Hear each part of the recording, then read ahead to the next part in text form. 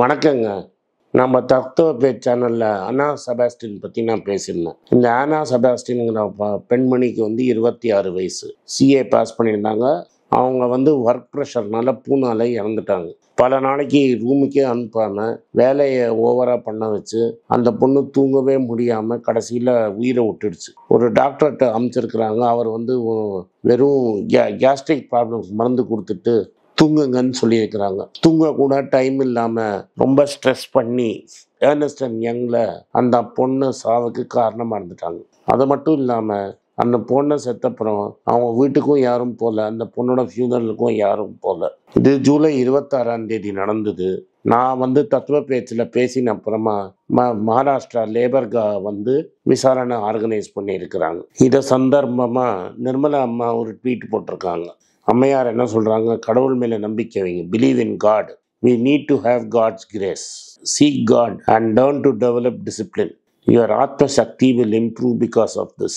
Your inner strength will only keep growing with Atma Shakti. அதாவது என்ன சொல்கிறாங்க? நம்மளுக்கு கடவுள் நம்பிக்கை இருக்கணும், ஸ்பிரிச்சுவாலிட்டி இருக்கணும், டிவினிட்டி இருக்கணும். இதனால் நம்ம ஆத்ம சக்தி வளரும், இன்னர் ஸ்ட்ரென்த் வளரும். வாழ்க்கையில் என்ன ஸ்ட்ரெஸ் வந்தாலும் ஹேண்டில் பண்ணலாம், நம்ம திரும்பி வாழ்க்கையில் கான்குவர் பண்ணலாம்னு. இதுதான் இவங்க சொன்னாங்க ட்வீட்டில். அப்புறம் எல்லாரும் கனாபினான்னு ட்வீட்டில் பேச ஆரம்பித்தோடனே, கிரிட்டிசைஸ் பண்ண ஆரம்பித்தோடனே, நான் இதுக்காக சொல்லலை, நான் ஒரு யூனிவர்சிட்டியில் பேசினதை நான் இதில் எடுத்து போட்டேன்னு. அது ரெக்கார்டிங்காக போட்டால் பரவாயில்ல, அவங்க ஒரு மெடிடேஷன் ஹால் திறந்துருக்காங்க, அந்த சந்தர்ப்பமாக பேச ஆரம்பித்தேங்கிறாங்க. நீங்கள் ஃபைனான்ஸ் மினிஸ்டர், உங்களை கேட்குறாங்க என்ன நடக்கிறதுன்னு. நீங்கள் ஆக்ஷன் எடுக்கிறேன்னு சொல்லணும். இந்த சிஏ இன்ஸ்டியூட்டை வச்சு இவங்களை சஸ்பெண்ட் பண்ண சொல்லணும். இத்தனை நேரத்துக்கு நீங்கள் அந்த சிஏ ஏர்னஸ்ட் அண்ட் யங்கை அரெஸ்ட் பண்ணியிருக்கணும். இங்கே சேலத்தில் வாய்க்கால் வறுப்பு சண்டைன்னா கூட இடி ஆள் அமைச்சு அரெஸ்ட் பண்ணுறீங்க. இங்கே ஒரு பொண்ணோட உயிரே போயிடுச்சு. அதனால் நீங்கள் இப்படியே வேடிக்கை பார்க்குறீங்க. நீங்கள் நினச்சா ஃபைனான்ஸ் மினிஸ்டராக என்ன வேணால் பண்ணலாம். ஏர்னஸ்ட் அண்ட் நீங்கள் ஒரு மிரட்டினா எந்த கார்பரேட்டும் ஏர்னஸ்ட் அண்ட் யங்குக்கு கான்ட்ராக்ட் கொடுக்காது. என்ன வேணால் நீங்கள் செய்யலாம். இதெல்லாம் விட்டுட்டு அந்த பொண்ணு மேலே தான் தப்பு இருக்குது. அந்த பொண்ணு ஒழுங்காக ப்ரேயர் பண்ணலை. அது நீங்கள் போய் பார்த்தீங்களா அவங்க ப்ரேயர் பண்ணலன்னு? சரி, ப்ரேயர் பண்ணல, அவங்களுக்கு ஸ்பிரிச்சுவாலிட்டி இல்லை, அதனால் அவங்க இன்னர் சக்தி இல்லை, அதனால் உங்களுக்கு ஸ்ட்ரெஸ் இறந்துட்டாங்கன்னு சொல்லாமல் சொல்கிறீங்களே, இதெல்லாம் ஒரு மனசாட்சி இருக்கா உங்களுக்கு?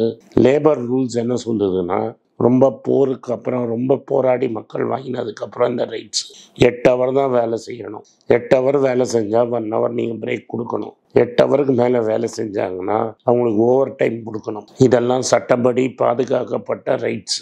இதுக்கு தான் மே 1 செலிப்ரேட் பண்ணுறது, லேபர் டே செலிப்ரேட் பண்ணுறது. இது பல பேர் போராடி போலீஸ் ஆக்ஷனில் பல பேர் மே 1 செத்த அன்னைக்கு தான் இந்த ரைட்ஸ் அவங்க வாங்கியிருக்கிறாங்க. நீங்கள் அவங்க ரைட்ஸை கொஞ்சம் கூட மதிக்காமல் ஒரு கார்ப்பரேட் எவ்வளோவானா எக்ஸ்ப்ளாய்ட் பண்ணலான்னு நீங்கள் ரூல் சொல்லி அவங்கள உயிர் போகிற அளவுக்கு வேலை செய்ய வச்சுருக்காங்க. இதெல்லாம் நீங்கள் நியாயப்படுத்துறது கொஞ்சம் கூட நல்லதில்லை. இப்போ ரீசண்டாக கண்டுபிடிக்கப்பட்டதில் Maharashtra government states and establishment shops and establishments ஆக்டில் அவங்கள ரெஜிஸ்டரே பண்ணலை. கடைசி ரெஜிஸ்ட்ரேஷன் 2007 இருக்குது. அதுக்கப்புறம் ரெஜிஸ்டர் பண்ணாங்களா இல்லையான்னு கூட நீங்கள் பார்க்கல. இதுக்கே இவங்களை அரெஸ்ட் பண்ணி ஜெயிலில் வைக்கலாம். நீங்கள் இன்ஸ்பெக்ஷன் பண்ணியிருக்கணும். இன்ஸ்பெக்ஷனே நடக்கலை. அவங்கள முதல்ல சஸ்பெண்ட் பண்ணி இல்லாட்டா அவரை ஜெயிலில் உள்ளே வச்சு நீங்கள் அதுக்கப்புறம் அரெஸ்ட் பண்ணியிருக்கணும். ஒன்றுமே இல்லை, என்கொயரி பண்ணுறீங்க, இன்ஸ்பெக்ஷன் ஆர்டர் பண்ணியிருக்கீங்கிறீங்க. இது சென்ட்ரல் கவர்மெண்ட் டைரக்டிவ். எப்படி ராகுல் காந்தி அந்த அம்மா அப்பாவோட வீடியோ பேசின அப்புறமும் சசி தரூர் சார் ட்வீட் போட்டார். என்ன போட்டார்?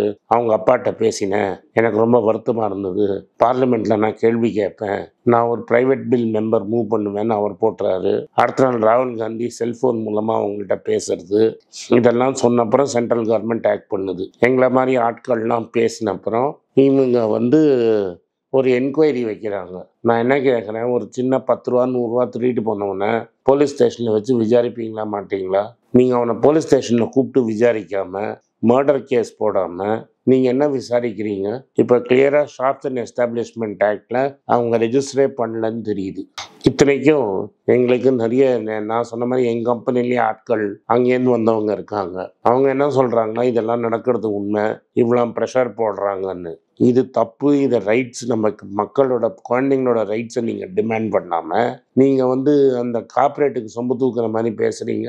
இந்த கவர்மெண்ட்டுக்கு என்னென்னா, ஃபைனான்ஸ் மினிஸ்டருக்கு A1க்கு ஏதாவது கிடைக்குமா, A2க்கு ஏதாவது கிடைக்குமாங்கிறத தவிர வேற ஒன்றுமே பார்க்கறது கிடையாது. நேற்று பாஸ் பண்ணி ஒரு 2 மாதம் CA பாஸ் பண்ண பொண்ணை இவ்வளோ தூரம் நீங்கள் புழியாக புழிஞ்சு ஃப்ரெஷரை எக்ஸ்ப்ளாய்ட் பண்ணி அந்த பொண்ணு உயிர் போகிற அளவுக்கு அவங்க எக்ஸ்ப்ளாய்ட் பண்ணியிருக்காங்க. சரி, நீங்கள் CEO அரெஸ்ட் பண்ண வேண்டாம், இத்தனை நேரத்துக்கு அவங்களோட டைரக்ட் ரிப்போர்ட்டிங் மேனேஜரை தூக்கி ஜெயிலில் வச்சுருக்கணும்ல. இல்லை, நான் என்ன கேட்குறேன்னா, அதே ஒரு ஏழை பண்ணியிருந்தானோ நீங்கள் ஜெயிலில் வைக்க மாட்டீங்களா? இல்லை இன்வெஸ்டிகேட் பண்ண மாட்டீங்களா? இல்லை FIR போட மாட்டீங்களா? ஒன்றுமே போட மாட்டீங்களா? இது ஒரு பெரிய கம்பெனி, வெளிநாட்டு கம்பெனி, பல இந்தியன் கார்ப்பரேட்டுகளுக்கு சந்தர்ப்பம் இருக்குது, அவங்களுக்கு கனெக்ஷன் இருக்குங்கிறதுனால தானே நீங்கள் விட்டு வச்சுருக்கீங்க. அது என்ன ஹியூமனுங்க? அப்படி அவங்க சைடில் ஒரு தப்பும் இல்லைன்னா அட்லீஸ்ட் 2 ஒரு பூக்கொத்து அமைச்சு அந்த ராஜமேனன் போயிருக்கணும்ல அந்த பொண்ணோட ஃபியூனரலுக்கு. அந்த பொண்ணு செத்தாலும் பரவாயில்ல, வேலை போட்டுக்கு போகணும், ஆஃபீஸ் பாட்டுக்கு போகணும்னு. நாமளாக ஒரு எம்ப்ளாயி செத்து போனால் அந்த ஆஃபீஸுக்கு நீ லீவ் விடுவாங்க. அது கூட நடத்தாமல் நீங்கள் பண்ணியிருக்கீங்க. அந்த கேள்வியை கேட்காம கடவுள், ஆத்மா, சக்தின்னு பேசுகிறீங்க. இதெல்லாம் யார் எடுத்துப்பாங்க? இதுக்கெல்லாம் எந்த ஒரு நியாயத்தில் இருக்கிறீங்க? சரி, இது ஒரே ஒரு ஊரில் நடக்குதுன்னா, இப்போ இன்னொரு நம்ம ஊரில் ப்ரைவேட் பேங்க்கில் ஒரு டாக்ஸிக் ஒர்க் கல்ச்சர் நீங்கள் பார்த்தீங்கன்னா, நேஷ்னலைஸ் பேங்க்கில் வெறும் அந்த பேங்க் மேனேஜர் மட்டும் வேலை செய்கிறவரை போட்டு மிதின்னு மிதிப்பாங்க. ப்ரைவேட் பேங்க்கில் செம்ம ப்ரெஷரு. HDFC பேங்க் எம்ப்ளாயி சதாஃப் பாத்திமான்னு ஒரு லேடி. இந்த சதாஃப் பாத்திமா டெப்டி வைஸ் பிரசிடெண்ட்டாக இருக்காங்க. HDFC பேங்க்கில் லக்னோவில் ஒரு பிரான்ச்சில் இருக்காங்க. இதுன்னு விபூதி காண்ட் பிரான்ச்சாக லக்னோவில் இருக்காங்க. அவங்க பயங்கர ப்ரெஷரில் போட்டு அவங்கள டார்கெட்டு பேங்க்கோட கிரெடிட் டெபாசிட் ரேஷியோ சரியா இல்லை, நீங்கள் கிரெடிட் டெபாசிட் ரேஷியோ இம்ப்ரூவ் பண்ணுறதுக்கு ஏதாவது பண்ணுங்க அப்படின்னு ப்ரெஷர். எனக்கே தெரியும் HDFC பசங்கள்லாம் எவ்வளோ தூரம் கெஞ்சறாங்க டெபாசிட்டுக்குன்னு. எல்லா பேங்க்கும் ப்ரெஷரில் இருக்காங்க டெபாசிட்டுக்கு. இல்லாட்டா வேலையை விட்டு தூக்கிடுவோம் அது இதுன்னு. கடைசியில் அந்த பொண்ணு சேர்லேருந்து கீழே செத்துடுச்சு.